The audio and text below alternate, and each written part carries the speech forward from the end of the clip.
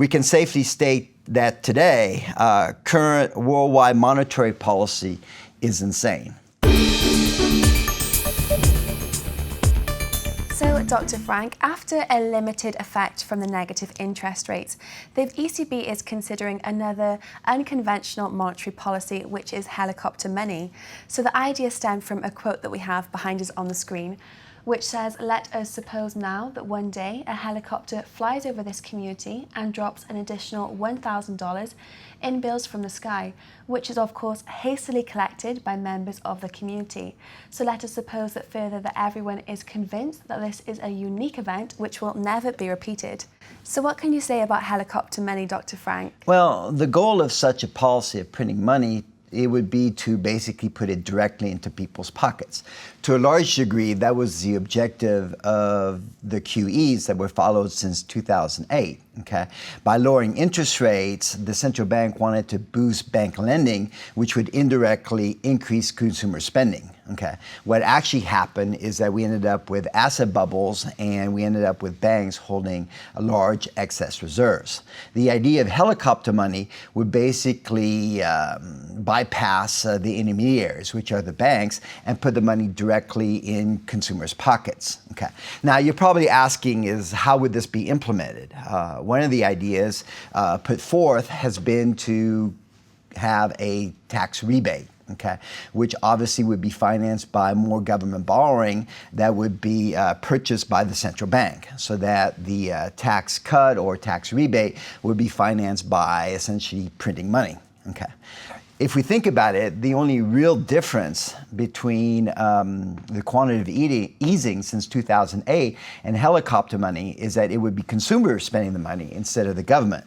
We have to realize that government expenditures since 2008 have been financed by increasing the government debt, a lot of which has been, as we can see, purchased by the central bank. So essentially what we've been doing is monetizing the debt. So we're basically talking about a shift from government spending the money to having the consumer spend the money. But it's basically back to the same idea that it's a continuation of the current policy of finding expenditures by creating intrinsically worthless pieces of paper. Okay. Of course, this is a very Keynesian perspective that the problem is a lack of demand. The reality is that we never have a problem with demand. The reason we work, we produce, is to be able to consume. There is never a lack of demand. Okay, it's as Ricardo said in 1820, men err in their production. There is no deficiency of demand. Okay, so the problem isn't really a problem of demand. It's really a problem of a misalignment between supply and demand. So would you say a permanent drop of helicopter money would actually be more effective? Well, the economic literature has been focused on whether it was permanent or temporary. And the basic idea is that it would be more effective if it was permanent. And the basic idea is that it would change inflation expectations so that people would expect prices to be higher in the future, and therefore they would basically advance their purchases. Okay? And from a Keynesian perspective, this is viewed as very beneficial. Okay, of course, people are not lab rats, and they don't just, when they make up their decisions to purchase, they make it on a multitude of different factors. Okay, they may even pay higher prices if current purchases better align with the timeline of needs. Okay, this is why few people buy their Christmas presents, for example, during January sales. Okay. Another excuse for helicopter money is to allow the central bank to reach its 2% inflation target, as though a 2% inflation target would allow the economy to reach its economic sweet spot. Okay. Of course, we have to remember that 2% over 35 years will cut the purchasing power of money by a half. Okay, so we have to remember that this is a transfer of wealth from the wage earners and the poor, who are the late recipients of the money, to the early recipients of the money, which are the government and the central bank. So we have a situation where the central bank is essentially acting as a reverse Robin Hood.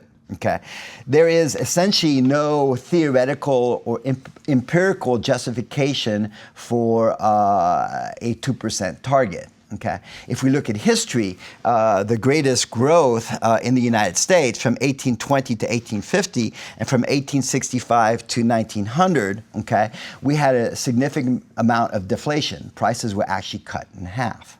So overall, Dr. Frank, given your knowledge in this area, what's your view on helicopter money? Well, common sense states that you cannot repeal the law of scarcity by printing intrinsically worthless pieces of paper to finance government expenditures. Okay, if that was the case, then counterfeiting would be legal and Zimbabwe would be heaven.